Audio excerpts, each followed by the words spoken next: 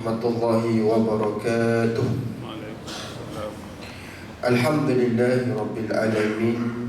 Wassalatu wassalamu ala ashrafil anbiya wal mursalin wa ala alihi wa sahbihi ajma'in.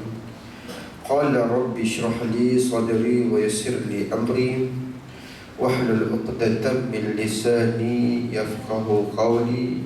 Amma ba'd. Saya berpesan kepada diri saya dan saya pesan kepada tuan-tuan, marilah sama-sama kita bertakwa kepada Allah dengan sebenar-benar takwa, dengan kita meninggalkan segala larangan yang dan kita buat dan patuh segala apa yang disuruh oleh Allah Subhanahu wa ta'ala. Mudah-mudahan kita semua diberkati dan dirahmati oleh Allah Subhanahu wa ta'ala. Di dalam sebuah hadis Nabi sallallahu alaihi wasallam, an Ibrahim yakni ibni Ashtar an abihi radhiyallahu anhu anna Aba Dzar hadara al-maut wa huwa bi Rabazah fabakat imra'atuhu faqala ma yubkik. Qalat abki la yadali binafsik wa laysa indi thawbun yas'uka kafanan. Faqala la tabki fa inni sami'tu Rasulullah sallallahu alaihi wasallam zata yawm wa ana indahu fi nafar yaqulu Rasulullah la yamutanna rajulun minkum bifalatin minal ard yashhaduhu isabatun minal mu'minin. Hadis ni panjang tuan-tuan, lebih kurang 6 muka. Jadi saya bawa semuka-semuka lah, insyaAllah. Hadis ini daripada Ibrahim yang gelarannya iaitu Ibni Ashtar. An abihi, daripada ayah dia yang bernama Malik bin Haris. Dua-dua ni tabi'in. Ibrahim ataupun gelaran dia Ibni Ashtar. Dia ambil hadis ni daripada ayah dia, seorang tabi'in juga yang bernama Malik bin Haris. Dia cerita kepada kita tuan-tuan, antara sahabat Nabi yang besar, the biggest sahabat, antara sahabat Nabi yang terawal mendokong Islam di saat dia hampir-hampir nak mati ni. Macam mana? Siapa dia? Anna Aba Dzar hadaral maut. Sesungguhnya seorang sahabat Nabi yang bernama Abu Dzar Al-Ghifari hadarul maut, sedang menanti saat kematian. Nazak dah ni, nak mati dah ni. Wa huwa bi Rabazah. Ketika itu Abu Dzar berada di mana? Rabazah. Rabazah ni satu nama tempat di timur Madinah, di tengah padang pasir. Rabazah ini tempat yang sangat jauh, terpencil daripada pandangan manusia. Jauh daripada pandangan manusia, terpencil. Pasal apa ni? Abu Dzar Al-Ghifari disebut oleh Imam At-Tabarani antara sahabat yang nombor 4 atau nombor 5 bersama dengan Islam. Awal sungguh. Nombor 4 atau nombor 5 ni. Tengok-tengok di hujung nyawa dia, dia berada di mana? Di satu tempat timur Madinah, di tengah-tengah padang pasir. Nama tempat itu Rabazah. Fabakat imra'atuh. Di sisi dia hanya seorang dia duduk. Siapa dia? Isteri dia. Sahabat besar ni, 4 terawal yang masuk Islam, memeluk Islam, berjasa kepada Islam ni. Tiba-tiba hujung nyawa dia, dia terpencil. Isteri dia seorang yang ada. Orang lain ni pergi mana ni? Fabakat imra'atuh, dan isteri dia menemani Abu Dzar dan menangis di sisi Abu Dzar. Makcik, makcik, hak tengah menulis, panggil makcik tak apa ke? Kena panggil ibu, lebih mesra. Straight saja ni. Makcik menangis tak? Suami pergi. Suami sakit pun kita sedih kan? Isteri dia menangis tuan-tuan. Faqala ma yubki. Lalu Abu Zar dia kata, wahai isteriku, jangan menangis. Dia pujuk isteri dia. Qalat, sebab apa tak ni? Isteri dia pun jawab, ma yubki, minta maaf. Faqala ma yubki. Abu Zar belum pujuk lagi, dia tanya dulu, kenapa wahai isteriku engkau menangis? Ma yubki, kenapa engkau menangis? Qalat, jawab isteri Abu Zar, abki la yadali binafsik. Wahai suamiku, sekarang ini aku seorang diri. Bila mana kamu pergi kejap lagi ni, bertemu dengan Allah, menghembuskan nafas yang terakhir, aku seorang je ada. Maka tak ada orang yang akan bantu aku untuk menguruskan jenazah kamu. Isteri dia menangis ni, dia fikir benda ni, macam mana ni aku nak tanam suami aku ni? Aku sebatang kara sekarang ni, seorang diri dekat sini ni. Macam mana ni? Walaisa indi saubun. Wahai suamiku juga, sebab apa aku menangis? Kerana laisa indi saubun, tidak ada sehelai kain pun di sisiku. Untuk apa? Yasbuka kafanan, untuk aku mengkafankan tubuh kamu. Allah. Abu Zar ni tuan-tuan, kejap lagi saya cerita sebelum dia Islam. Sebelum dia Islam, dia ni kejap lagi lah, awal sangat ni. Tapi nak bagi tahu orang kaya lah. Kenapa dia pilih hidup dia lepas dia masuk Islam? Dia pilih hidup macam tu pun kejap lagi saya cerita. Saya sambung cerita ini. Tak ada kain kapan ni. Suami bang ni, aku nak kapan apa ni, tak ada kain. Kita macam mana ni? Adakah benda ni menjadi kerusingan kepada Abu Zar? Abu Zar tak fikir benda tu. Abu Zar kata apa?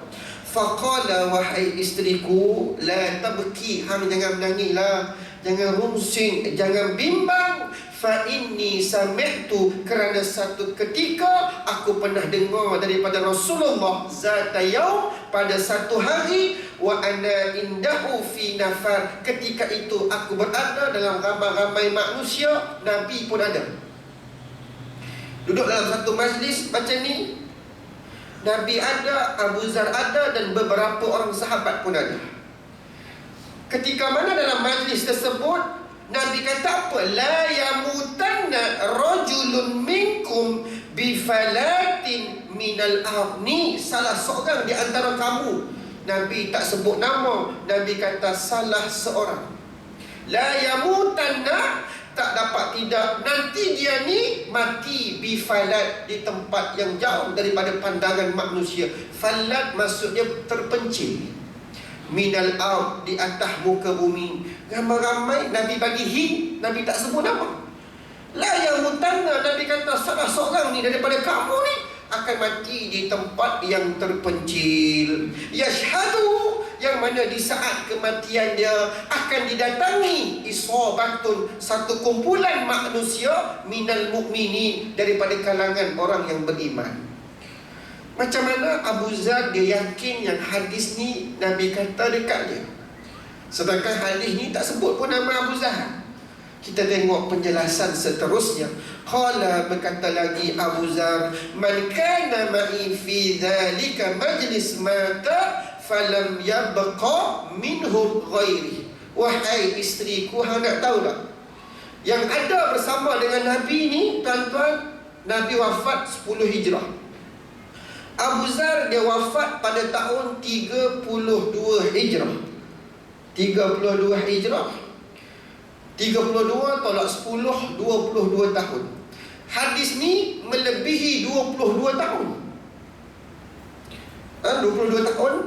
Yang mana dalam Nabi kata, man kana ma'i, Abu Zar kata, man kana ma'i fi dhalika majlis mata falam yabqa minhum ghairi. Wahai isteriku, hang nak tahu tak? Yang duduk ketika mana Nabi kata salah seorang di antara kamu ni akan mati di tempat terpencil, semua mati dah kecuali aku, dia kata.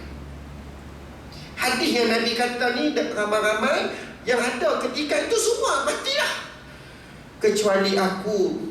Wa qad asbahtu bil falatil amud, dan wahai isteriku, engkau sendiri menyaksikan sekarang ini aku sedang menanti saat kematian aku di tempat yang terpencil. Punya dia yakin tuan-tuan dengan hadis Nabi. Dan memang sungguh tuan-tuan, Faraqib bin Tariq.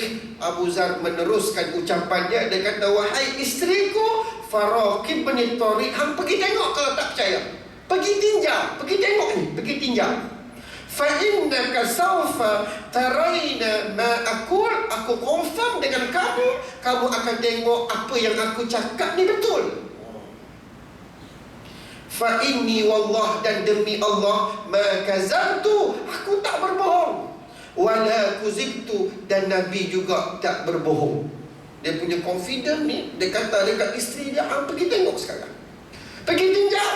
Sebab di saat kematian aku ni, ada orang datang. Qalat, apa jawapan isteri Abu Zar? Wa anna zalik faqat, abang, mana mungkin, isteri dia kata. Impossible. Ush, macam tu sekali. Mana mungkin, sebab apa? In qata al-hajj, ni dah habis musim haji bang. Jalan ini orang lalu waktu haji ya.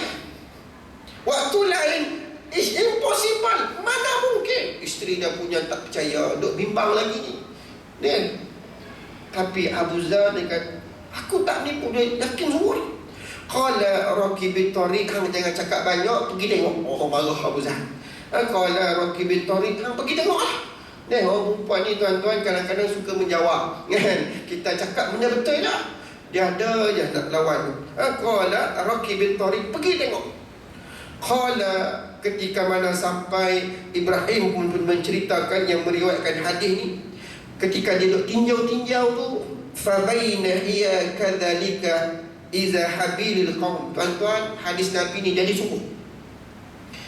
Ketika mana Ummu Zar duk jalan tinjau jalan yang orang duk lalu ni, rawahiluhum, daripada jauh ni nampak rawahiluhum, ramai satu kumpulan manusia, rawahiluhum, bersama dengan kenderaan mereka. Zaman dulu Mercedes belum ada je. Zaman dulu kancil pun belum ada. Mungkin tiga ni tak disebut kenderaan dia apa, tapi mungkin antara unta, kuda atau keldai. Tapi dan dia bersama dengan keadaan kenderaan mereka, rohum. Nampak daripada jauh ni seperti mana rohum. Rohum ni, Allahumma salli Muhammad, sekawan burung. Burung kan kalau kita tengok ramai-ramai kan, dia terbang ramai-ramai tu hitam langit. Macam tu lah digambarkan betapa ramai ni yang datang lalu jalan tu. Fa'aqbalal qaum, dan isteri Abu Zar ni dia terkejut. Betul sungguh apa yang Nabi kata itu. Dan Abu Zar punya keyakinan, tuan-tuan, ini sahabat Nabi, dia yakin sungguh ni. Fa'aqbalal qaum hatta waqafu 'alaiha. Lalu sekumpulan ni nampak isteri Abu Zar, mereka pergi dekat isteri Abu Zar dan mereka berdiri depan isteri Abu Zar. Tuan-tuan, kalau kita lalu padang pasir, kita tengok orang perempuan duduk berdiri, kita buat apa? Alah, tak pilah, mesti kita nak pergi tolong kan. Tapi sahabat dia pergilah, dan mereka berhenti depan isteri Abu Zar. Malak, mereka berkata, makcik buat apa ni tengah-tengah ni di padang pasir? Buat apa seorang-seorang ni? Qalat, berkata isteri Abu Zar, imru'un minal muslimin, wahai daripada kalangan kamu orang-orang Islam, minta tolong. Apa dia? Tukafinunah, untuk bantu aku mengkafankan seseorang. Waktu jaru nafih, yang mana kalau kamu berbuat demikian, kamu akan mendapat ganjaran pahala daripada Allah Subhanahu wa ta'ala. Qalu, salah seorang lelaki yang ramai-ramai ni datang, qalu, man huwa, siapa dia tu? Siapa dia yang kami nak menguruskan jenazah tu? Siapa yang kami nak mengkafankan dia tu? Qalat Abu Zar, dia adalah Abu Zar. Fafadahu bi abaihim wa ummahatihim wa wada'u siyatahum fi nuhuriha yabtadiruna. Tuan-tuan, Abu Zar ni pada zaman pemerintahan Umar Al-Khattab, Abu Zar ni tugas dia SPRM. Dia didatangi oleh Umar, datang ke office dia, datang rumah dia. Umar, tuan-tuan, antara pemimpin yang zuhud dah. Pakai jubah ni, selagi tak teruk, dia tak suka. Koyak dia tampai, selagi mana boleh pakai, dia pakai. Yang koyak dia tampal, itu Umar. Ketika dia jadi khalifah, Nak katanya harta benda ni dia tak tertawan.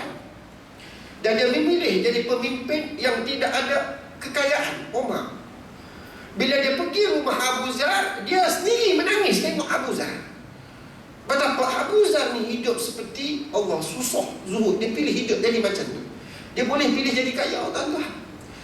Dan Abu Zar dilantik menjadi SPRM. Kalau pergi dekat Damsyik ke, pergi dekat Iraq ke, pergi dekat kawasan jajahan, dengar je Abu Zar datang, pemimpin-pemimpin yang tertewas dengan harta benda ni akan bimbanglah, akan takut dengan Abu Zar Al-Ghifari. Ini antara peranannya ketika mana zaman khalifah. Jadi bila sahabat-sahabat ni yang pergi jumpa isteri dia, dia kata, Abu Zar, satu nama besar ni, besar jasa daripada Islam. Dan daripada kalangan mereka itu, ada daripada mereka yang tak pernah tengok pun Abu Zar ni, tak pernah tengok. Bila dengar nama Abu Zar, mereka teruja, excited, sangat-sangat nak pergi jumpa. Lalu ketika jumpa, mereka melihat Abu Zar sudah terlantar baring, nazak dah, hampir-hampir menanti saat kematian. Dan mereka mengelilingi Abu Zar. Faqala abshiru, dan berkata Abu Zar kepada mereka, abshiru, bergembiralah kamu. Sebab apa? Nafaral lazina qalu Rasulullah, kerana kalian adalah sahabat yang mana Nabi kata dulu 22 tahun lepas, lebih daripada 22 tahun, yang mana akan mendatangi ketika mana aku ni di saat kematian. Dia nak mati, kamulah yang mana Nabi kata, maka bergembiralah. Summa qad asbahtul yaum, dan kamu tengok keadaan aku ni teruk dah. Walau asnas, dan aku nak pesan kepada kamu, sauban min siyabi yas'uni ukaffin illa fi. Ini pesanan Abu Zar. Abu Zar kata, kau tengok keadaan aku ni nazar dah. Aku cuma nak minta kepada kamu nanti, minta tolong kafankan aku ini dengan pakaian yang aku pakai ni. Dengan pakaian yang Abu Zar pakai, kalau tutup muka nampak kaki, tuan-tuan. Kalau nampak kaki, kalau tutup kaki nampak muka. Dia punya kain tak cukup. Kita ni, tuan-tuan, sebab apa? Ulama' dia syarah hadis ni tau. Antaranya Imam Az-Zahabi. Dia kata apa? Kenapa Abu Zar ni, dia sahabat Nabi, dia saat dia mati, kain tak cukup. Sebab dia nak bertemu dengan Allah tanpa ada problem dia dengan Allah pasal harta. Kita nak bertemu dengan Allah ni, banyak benda ni dalam kepala ni. Allah, harta aku ni macam mana? Hutang aku tak selesai. Ni kita nak bertemu dengan Allah ni, kita punya kepala nak khusuk ni. Banyaknya aku, ada terambil anak harta anak yatim ke, tak teringat. Banyak kita problem dengan Allah pasal harta ni. Ni Allah, aku bergaduh dengan adik-beradik aku ni, tak tegur ni, nak mati dah. Banyak benda fikir. Jadi Abu Zar ni, dia nak jumpa Allah dalam keadaan dia tak ada problem pasal harta. Sebab tu dia pilih hidup jadi macam tu, tuan-tuan. Di saat dia nak mati ni, dia kata, tolong kafankan aku. Aku tak nak campur tangan orang lain ke, bagi kain, tak nak. Ni pakaian yang aku pakai ni, yang mana kafankan aku dengan kain. Tutup kepala, nampak kaki. Tutup kaki, nampak kepala. Fa'amshidukumullah alla yukaffinani rajulun minkum kana amiran aw arifan aw baridan. Dan permintaan Abu Zar yang kedua, aku minta tolong daripada kalangan kamu ini, yang siapa nak mengkafankan aku, dia ni tidak ada dalam jawatan, tak ada jawatan mana-mana. Dia SPRM, tuan-tuan. Jadi dia ada pengalaman besar dalam menguruskan pemimpin-pemimpin yang ada jawatan, yang bimbang kehilangan kuasa dia ni. Sebab harta dah bagi gaji, dah sedap seronok 20,000 gaji seminggu contohlah, sebulan. Tiba-tiba hilang, Allah, hilang rasa macam mana. Dah hidup selesa dah kan. Jadi dia tak nak orang-orang yang mana ada problem pasal jawatan dia ni mengkafankan dia. Kalau boleh, au baridan faqalu qaumakana qad nala madalik. Lalu berkata ramai-ramai itu, hai Abu Zar, kebanyakan kami di sini, daripada kami ini semua ada jawatan. Tuan-tuan, kita ni kalau tak tok siap masjid, kita kemungkinan pengurusi JKK kan. Tak pengurusi JKK, kita di tempat kerja, kita ada jawatan. Tak dapat kerja kita ni, alumni sekolah kita daripada sekolah menengah, ada juga jawatan, nak kata tak boleh nak lagi. So bila ada jawatan ni, kadang-kadang ada benda yang tak sempurna. Jadi Abu Zar ni dia punya jaga. Bila ada jawatan ni macam mana tuan-tuan, kita nak terang kat sini, pendedahan kepada dosa tu ada kan. Bila mana kita ada jawatan, kadang-kadang ada kuasa. Macam mana kita tengok hari ni rasuah berleluasa. Itu maksud Abu Zar. Aku tak nak orang yang ada jawatan yang masalah problem dia dengan Allah. Ada dia pernah terima rasuah ke, dia pernah memberi rasuah ke. Itu maksud Abu Zar. Yang mana nak mengkafankan aku ni, biarlah tak ada jawatan, clean dia.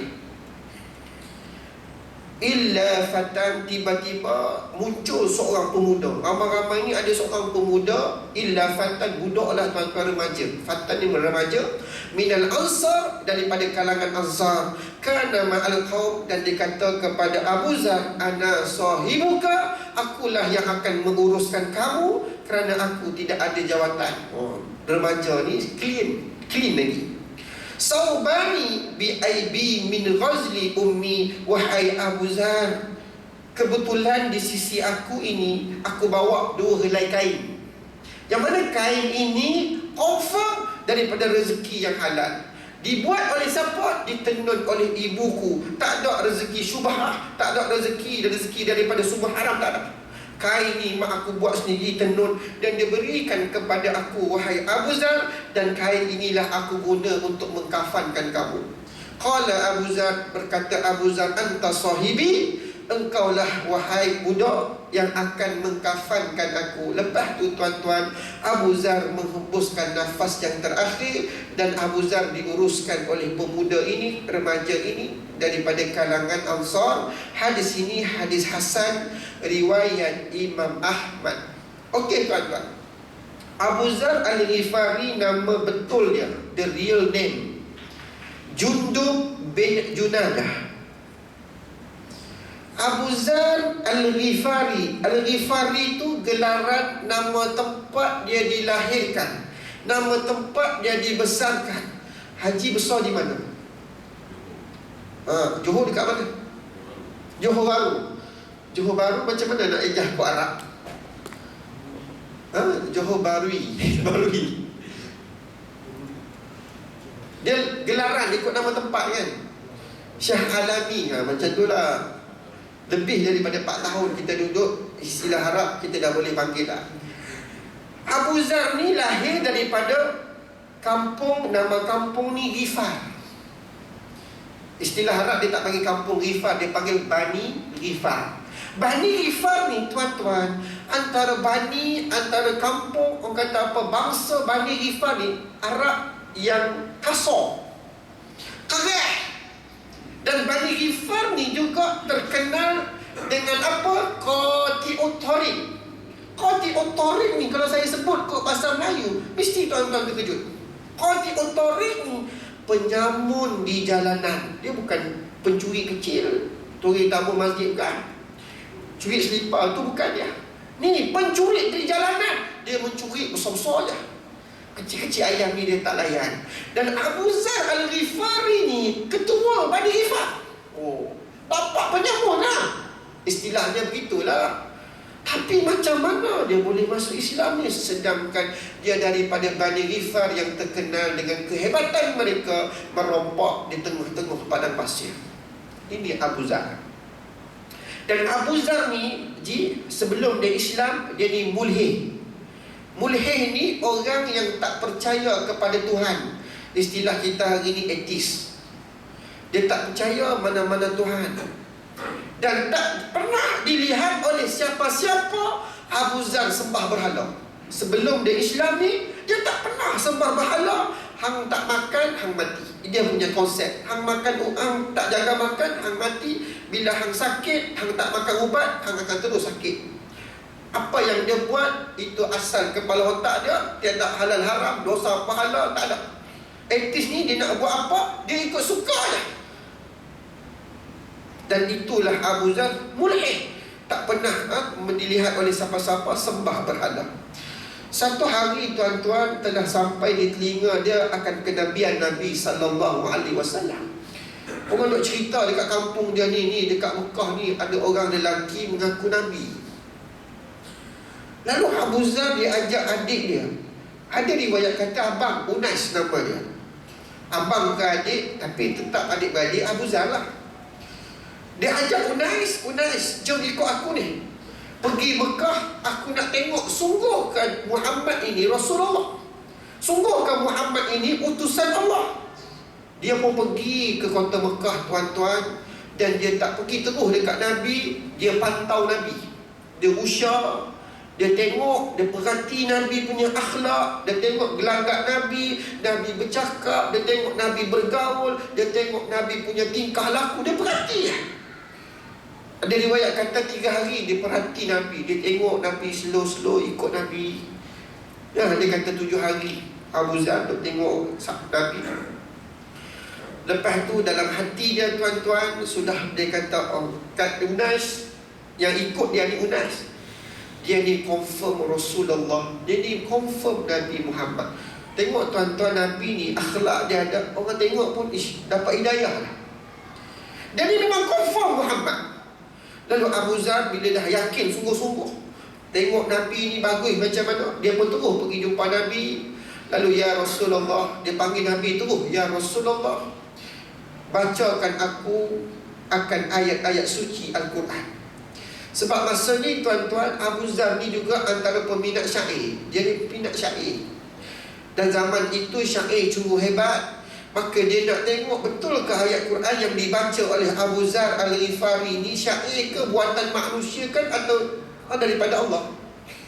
Lalu Nabi baca ayat Quran, tuan-tuan, Abu Zar dengar. Maka Abu Zar lepas tu dia kata, ya Rasulullah, aslim ni. Sebelum tu Nabi tanya, kamu daripada mana? Daripada mana ni? Aku daripada Ghifar. Nabi tersenyum, tuan-tuan. Nabi senyum dengan Ghifar. Allah terkenal dengan Qati'ut Thariq. Tiba-tiba, aslim ni ya Rasulullah, Islamkan aku. Daripada ketua penyamun, sumber rezeki dia, harta kaya dia, daripada merompak, dia boleh masuk Islam, dapat hidayah. Ini rencana daripada Allah, tuan-tuan. Ini plan daripada Allah. Ini semua dalam ilmu Allah.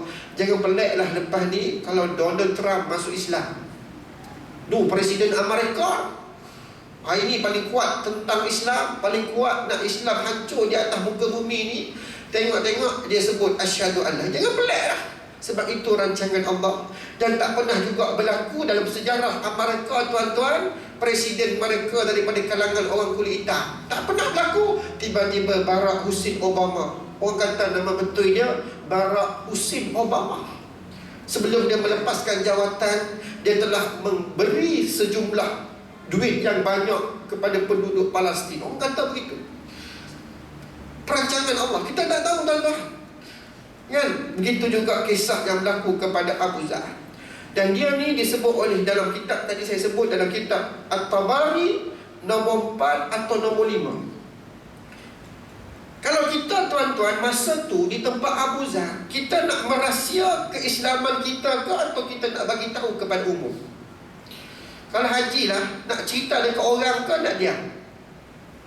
Masa ni Islam ditentang gila-gila. Kalau daripada kalangan hamba, confirm kena seksa sampai mati. Rasa-rasa kalau kita nak kata kita Islam ni, elok diam ke nak zahirkan?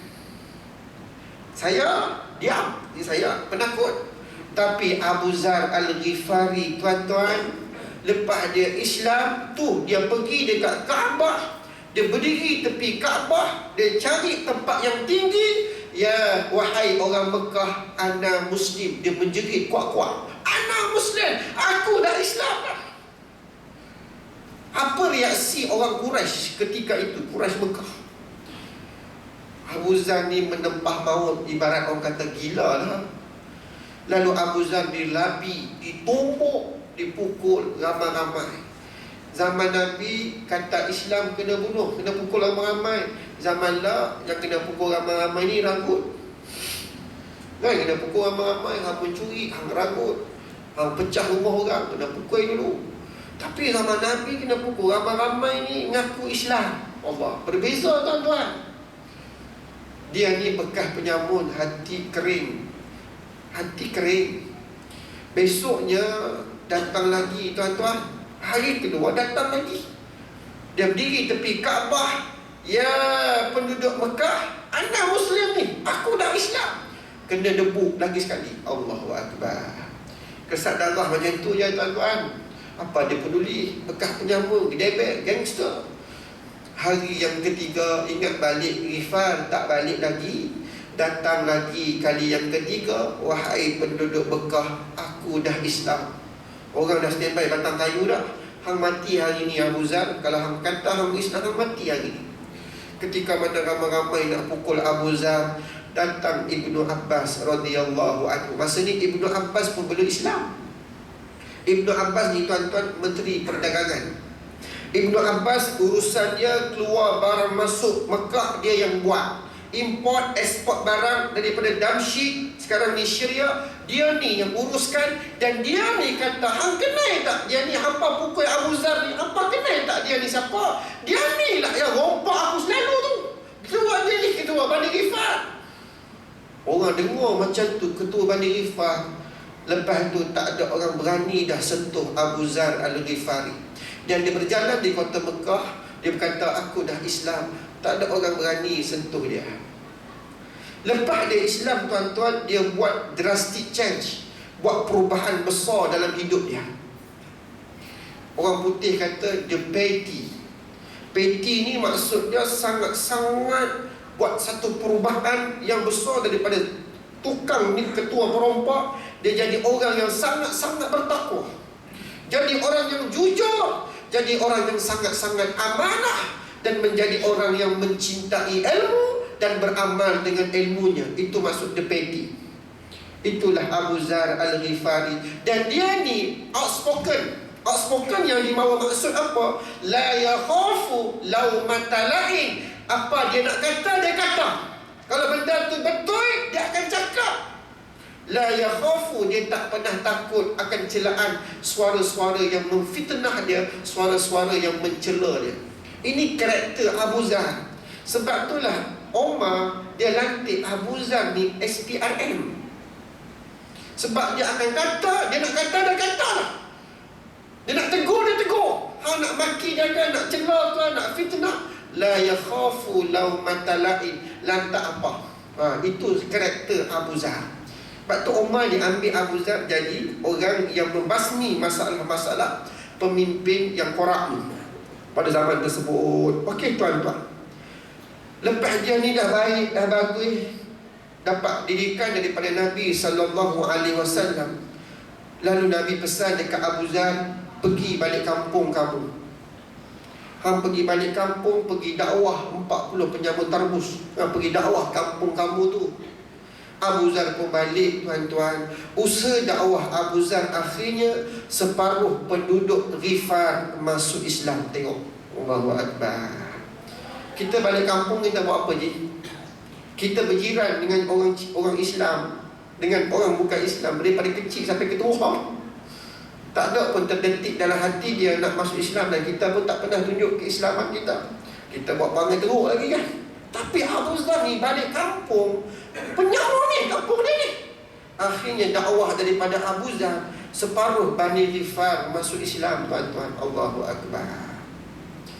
Selepas Nabi berhijrah ke kota Madinah, separuh lagi yang belum Islam pergi jumpa Nabi. Dan seluruh Bani Ghifar masuk Islam. Hasil usaha dakwah daripada Abu Zar Al-Ghifari. Ketika itu juga ada sekufu, ada kembar kepada Ghifar, iaitu Aslam. Bani Aslam juga sama Qati'ut Tariq, tapi dia jalan lain, di tempat lain. Dia sama kembar. Ghifar pun penyamun di jalanan, Aslam pun penyamun di jalanan. Rentetan daripada Ghifar ni masuk Islam. Lalu Bani Aslam pun sama. Ketika mana Nabi berhijrah ke kota Madinah, mereka pergi jumpa Nabi. Ya Rasulullah, Islamkan kami. Allahu Akbar. Dan akhirnya dua-dua ni Islam. Ada cerita dalam Sahih Muslim, dalam satu hadis Nabi SAW, ketika mana Nabi dah Islamkan Ghifar dan Aslam, Nabi baca satu doa, Ghifar ghafarallahu lah, wahai Ghifar, mudah-mudahan Allah Ta'ala ampunkan dosa kamu, wa Aslam, dan wahai Bani Aslam, salamullahu lah, mudah-mudahan Allah Ta'ala beri kepada kamu kesejahteraan dan keselamatan di dunia dan di akhirat. Abu Zar Al-Ghifari, tuan-tuan, dia wafat pada tahun 32 Hijrah, dan sumbangan dia dalam bidang hadis sangat besar. Dia meriwayatkan hadis lebih daripada 300 hadis. Dalam kitab Sahih Muslim ada 19 hadis yang diriwayatkan oleh Abu Zar. Dalam dua-dua kitab, Sahih Bukhari pun ada, Sahih Muslim pun ada, 12 hadis. Itu hadis-hadis yang diriwayatkan oleh Abu Zar, lebih daripada 300 hadis. Muslimin muslimat yang dirahmati Allah sekalian, untuk akhirnya saya mengakhiri satu hadis Nabi yang diriwayatkan oleh Abu Zar sendiri. Seorang sahabat Nabi yang bernama Mutarrif. Mutarrif ni juga tabi'in. Telah sampai di telinga Mutarrif satu hadis Nabi, yang mana hadis ni daripada Abu Zar, yang mana Nabi mengatakan 3 golongan yang Allah Ta'ala sayang dan 3 golongan yang Allah Ta'ala benci. Sampai di telinga Mutarrif. Mutarrif dia dapat tahu masa dapat hadis ni, Abu Zar ni masih hidup lagi Abu Zar.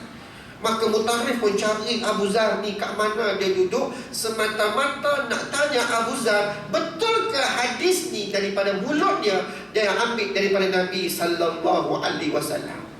Cari-cari jumpa Abu Zar. Balaghani annaka taqul, wahai Abu Zar, telah sampai di telinga aku apa yang kau kata. Hadis Nabi, 3 jenis manusia yang Allah Ta'ala sayang dan 3 jenis manusia yang Allah Ta'ala benci, ni betul ke? Abu Zar jawab apa? Naam! Tekan. Terus ke Azhar? Terus? Baik. Saya baru nak boleh bidai. Saya minta izin bidai sudah.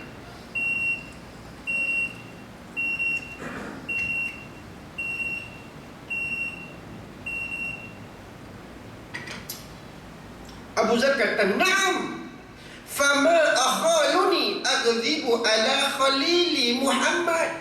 Tak sesekali aku berbohong atas nama kekasihku iaitu Muhammad. Bukan sekali dia sebut 3 kali. Naam ya Mutarrif, ana akhaluni aghdibu ala khalili Muhammad. Naam, fama akhaluni aghdibu ala khalili Muhammad. Tak sesekali aku menipu atas nama kekasihku iaitu Muhammad. Lalu Mutarrif kata, ceritakan kepada aku, apakah, riwayatkan kepada aku, ijazahkan kepada aku hadis ni. 3 jenis manusia yang Allah Ta'ala sayang dan 3 jenis manusia yang Allah Ta'ala benci. Tuan-tuan, nak mula yang Allah Ta'ala sayang dulu ke nak mula yang Allah Ta'ala benci dulu? Nak mula dengan kebencian dulu, diakhiri dengan kasih sayang daripada Allah. Okey. Golongan yang pertama yang Allah Ta'ala benci, kata Abu Zar Al-Ghifari, golongan yang pertama ini fakhur. Dia ni bongkak, dia ni sombong, mukhtar. Dan dia ini bila mana bercakap, dia saja betul. Mukhtar ni dia rasa dia seorang je betul. Bila orang tegur dia, hang siapa? Bila orang tegur dia, dia tak boleh terima. Ada jenis manusia macam ni. Dan fakhur, dia sombong, jalan di atas muka bumi Allah. Dalam surah Al-Luqman, Abu Zar baca ayat, Abu Zar kata dalam surah Al-Luqman, apa kata Allah? Ayat 18, innallaha la yuhibbu kalla mukhtalin fakhur. Allah Ta'ala benci, Allah Ta'ala tak suka orang yang sombong dalam hati dia di atas muka bumi Allah Subhanahu wa Ta'ala. Yang kedua pula disebut oleh Abu Zar Al-Ghifari, orang yang bakhil wal mannan, kedekut tak hidung masin. Kita berkawan dengan dia 30 tahun tuan-tuan, sekalipun dia tak pernah belanja kita. Bila dia belanja kita tuji, Masya Allah, rasa macam nak kiamat dunia. Dan kita akan sambut dengan sujud syukur. Nak kata bagi tahu kedekut tak hidung masin ni. dan dia tak pernah infak pada jalan Allah. Bahkan hari Jumaat pun RM1 dia tak pernah infak pada jalan Allah. Pergi rumah Allah tak pernah infak. Bahkan kucing datang minta makan dia sepak. Orang jenis macam ni bakhil, dibenci oleh Allah. Ketika mana buat kebaikan pula disebut oleh Abu Zar Al-Ghifari wal Mannan, dia suka mengungkit akan kebaikan yang dia buat. Ini jenis nombor 2 yang dibenci oleh Allah. Dia buat baik, kita ada selak sikit dengan dia. Kebaikan yang dia buat kepada kita, dia nak cerita lah. Dia nak ngungkit ni. Hang dulu aku tolong hang susah, sekarang dia ngungkit. Jenis macam ni tuan-tuan, wal Mannan, Allah Ta'ala benci. Dan yang ketiga disebut oleh Abu Zar Al-Ghifari, at-tajiru wal labbaik wal halas. Jenis peniaga yang suka buat sumpahan palsu. Haji gemuk, contoh ni contoh. Haji gemuk 120 kilo, ni contoh. Saya ni penjual produk kurus. Haji tak payah bersenam dah lepas ni. Haji nak makan apa, ikut suka Haji, tak payah nak kontrol. Tapi Haji boleh kurus dengan produk yang saya buat ni. Makan produk saya ni confirm kurus. Sumpahan palsu. Tuan-tuan ada ke orang boleh buat macam tu? Makan produk ni kurus. Kita nak kurus ni kena bersenam, kena jaga makan. Dia makan produk, dia punya cerita tu, ya Rabbi ya Karim. Dan jumpa orang kulit hitam, hang pakai produk aku ni, satu badan hang memang putih dah. Padahal dia memang hitam, lain-lain hitam dah, nampak macam mana. Tapi nak putih, dia duk buat sumpahan palsu. Kemudian tuan-tuan, banyak juga hari ni, yang sebagai contoh dalam hadis yang kita boleh ambil, hari ni banyak orang bawa masuk barang Cina. Antaranya di Guangzhou. Guangzhou ni tempat shopping kopi ori tuan-tuan. Hari ni orang bawa masuk brand-brand jenama, dia declare dia punya ori, padahal cak ayam. Dia jual harga pun nak sama dengan ori, padahal cak ayamnya. Jadi jenis-jenis macam ni disebut sebagai sumpahan palsu dalam perniagaan mereka, menipu dalam jual beli. Maka orang seperti ini juga dibenci oleh Allah Subhanahu wa ta'ala. Itu 3 golongan yang Allah Ta'ala benci dan 3 golongan yang Allah Ta'ala sayang. Apa kata Abu Zar Al-Ghifari? Golongan yang pertama yang Allah Ta'ala sayang, bila menerima panggilan jihad, dia terus keluar. Jihad, perang, terus keluar. Dia tak fikir banyak kali. Bila dengar panggilan jihad, Allah, isteri, anak-anak aku macam mana? Bila pergi nak berjihad ni, Allah, harta benda aku, rumah ni baru beli, macam mana? Dia fikir tentang dunia ni lebih daripada dia fikir tentang Allah dan Rasul. Maka golongan ini dibenci. Orang yang disayangi, dia habis buang dunia ni, Allah dan Rasul. Seperti mana dibacakan ayat Quran oleh Abu Zar Al-Ghifari dalam surah As-Saff ayat yang keempat. Apa kata Allah? Innallaha yuhibbul ladhina yuqatiluna fi sabilih saffan ka'annahum bunyanun marsus. Sesungguhnya Allah, dia mencintai dan mengasihi orang-orang yang mereka berperang di jalannya dalam barisan yang teratur rapi, seolah-olah mereka adalah sebuah bangunan marsus yang melekat rapat dan kukuh. Itu golongan yang pertama. Golongan yang kedua disebut oleh Abu Zar Al-Ghifari, dia ni hidup berjiran. Jiran dia ni 24 hours. Ambil 26 jam tu 26 jam bagi sakit hati dia. Dia pasang CCTV depan rumah ni, pergi kerja, balik kerja, tengok-tengok ada sampah busuk depan rumah. Siapa pernah kerja ni? Buka CCTV, tengok, kerja jiran dia. Kalau saya dapat jiran macam ni, saya buat apa? Saya sewa 3 lori sampah, saya sewa 3 lori tai. 6 saya sewa. Besok hang siap 3, 6 lori ni sampai depan rumah hang. Punya balai, punya marah. Nak tidur malam pula ni, jiran macam ni, pukul 12 malam dia duduk karaoke lagi. Ada tuan-tuan. Baru nak jedera pukul 3 ni, 3 pagi baru dapat lena. Tengok-tengok dia bertukang pula. Yang jenis mak rempit pun satu hal kan? Baiki motor kan? Sakit hati dia dapat jiran macam ni. Tapi Abu Zar kata, dia sakit hati, kemarahan dan kesakitan hati itu dia tak balas. Bukan senang tuan-tuan. Dia balas macam mana? Dia serah kepada Allah. Hatiku sakit ya Allah, aku marah ni ya Allah, aku serah kepadamu ya Allah, untuk kau uruskan jiran yang seperti ini. Ini nombor 2. Dan golongan yang Allah Ta'ala sayang nombor 3, ketika mana kita pergi satu rombongan bermusafir. Haji pernah tak pergi rombongan ramai-ramai musafir? Pergi umrah, pernah pergi umrah? Pergi umrah ramai kan?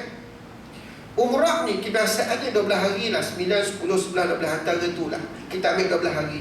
Bila mana pergi umrah tuan-tuan, penat. Siapa yang pergi buat umrah tak penat? Dengan jalan jauhnya, pergi ziarah sana sini, pergi ibadah lagi. Ni ketika mana habis isyak ni, kepala otak ni, bilalah nak sampai hotel nak tidur.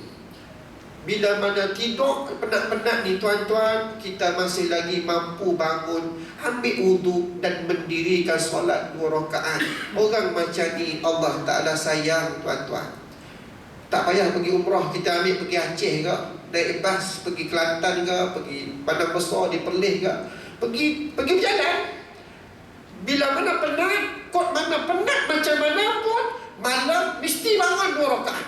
Ini Allah Ta'ala sayang. Tapi kita 12 hari pergi umrah, 12 hari berdekung, tak buat, maka ruginya tuan-tuan. Maka ini hadis sahih daripada Abu Zar Al-Ghifari. Mudah-mudahan bermanfaat. Kesimpulan yang kita boleh buat, nama Abu Zar ni kita kena cerita kepada anak-anak, jangan habis di sini saja. Dan Abu Zar antara sahabat Nabi yang sangat berjasa. Antara di awal Islam, dia antara yang berani menyatakan Islam. Dan kita boleh tengok hadis yang diriwayatkan oleh Abu Zar ni, usaha kok mana pun Allah Ta'ala suka dekat kita, dan elak macam mana pun untuk Allah Ta'ala ni benci, elak kok mana pun, sungguh-sungguh elak. Dan yang terakhir, buktikan berita yang sampai kepada kita ni berita yang sahih. Jangan benda yang palsu untuk sebarkan. Saya pernah kena tuan-tuan, ada kes dulu, budak tercok, dia makan Maggi, garpu dia letak dekat mulut dia ni. Macam mana jadi cerita jatuh, tercocok masuk dalam tu, viral sampai WhatsApp. Kita pun doa lah. Malam tu dapat WhatsApp lagi, kata budak ni mati dah. Budak yang kena cocok garpu ni mati. Saya punya slide saya ni benda baik, saya pergi share dekat grup-grup lain. Sama-samalah kita doa dekat mak ayah dia tabah dengan ujian ni. Esoknya tuan-tuan masuk IKIM. Masuk ke IKIM, ada satu ustaz bawa yang mana mak bapak dia pergi jumpa doktor. Sekian-sekian itulah cerita dia. Budak ni masih hidup lagi. Saya nak buat macam mana? Allah, dia kait tu dosa pahala saya tu. Dia kait nanti dalam kubur kejap lagi. Saya kena cari mak bapak budak ni. Alhamdulillah Allah Ta'ala izinkan dapat nombor telefon mak bapak ni, dan saya minta maaf. Tak nak jadi macam ni tuan-tuan, walaupun benda baik. Ustaz pun kena Allah, saya menyesal sampai Allah saya tak share benda apa pun. Sebab menyesal di atas perbuatan ini, maka sampai berita kepada kita, walaupun benda baik, check dulu. Takut kita sebar benda palsu. Dan Alhamdulillah kita ada lagi 43 hari nak menjelmah menjemput Ramadan tuan-tuan. Maka buat persediaan daripada sekarang, berdoa pada Allah di atas rasa keterujaan. Ya Allah, tak sabar nak jemput Ramadan. Dan untuk akhirnya saya nak kongsi satu hadis, mudah-mudahan bermanfaat. Hadis ni simple je. Man fattara sa'ima kana lahu mislu ajri. Kata Nabi, siapa yang beri orang puasa makan, kana lahu mislu ajri, orang yang kita beri tu pahala dia kita dapat. Wala yanqusu, bahkan pahala tu tak berkurangan walaupun sedikit. Haji nama apa Haji? Haji Ghazali. Okey, Haji Ghazali hari ni dia baca Quran 30 juzuk. Haji Ghazali pula sembahyang sunat duha tak tinggal. 5 waktu on time, bukan part time. On time 5 waktu pergi rumah Allah ni. Malam pula qiyamul lail tak tinggal. Saya ni tak buat apa pun, sekadar berpuasa, jaga 5 waktu solat, itu je. Ngaji tak, sibuk kerja, duk tengok WhatsApp dia banyak ni. Tapi masa berbuka puasa, saya jumpa Haji Ghazali. Wahai Haji Ghazali, makan kurma yang saya bagi ni. Haji Ghazali pun makan kurma saya. Walaupun dengan seteguk air tuan-tuan, saya dapat pahala haji yang mengaji 30 juzuk tadi, sembahyang sunat duha, on time rumah Allah, malam qiyamul lail lagi, sedekah lagi, Allah. Saya dapat semua ni. Nabi kata ni, la yanqusu, sedikit pun Allah Ta'ala tak kurangkan pahala itu. Allahu Akbar. Sini ada tajaan buka puasa dah. Dah penuh ke belum? Belum. Come on bro. Nak sebulan lagi kita isi nama kita cepat. Cari duit tu nombor 2, isi dulu. Nak dapat pahala ni. Yang datang buka puasa bukan calang-calang ni, semua orang baik, orang bagus, orang alim tuan-tuan. Jadi segerakan buat benda ni. Dia lagi sebulan lagi. Di Yaman, saya naik kereta ni. Orang Yaman dia tak tahan tengah jalan ni. Oh, berhenti. Kita pun pergi ya tepi jalan tuan-tuan. Dia bungkus, dia buka tingkap, dia bungkus elok je. Dalam plastik tu ada samosa, ada kurma. Lepas tu dia bagi air mineral. Dia punya nada bercakap dengan saya, aku nak kau makan aku punya. Oh, punya apa? Dia bagi kita ni punya suruh, aku nak makan. Uish. Okey, baik-baik kita. Okey, baik-baik. Kita pun ambil makan dia punya tuan-tuan. Di Kelana Jaya orang buta.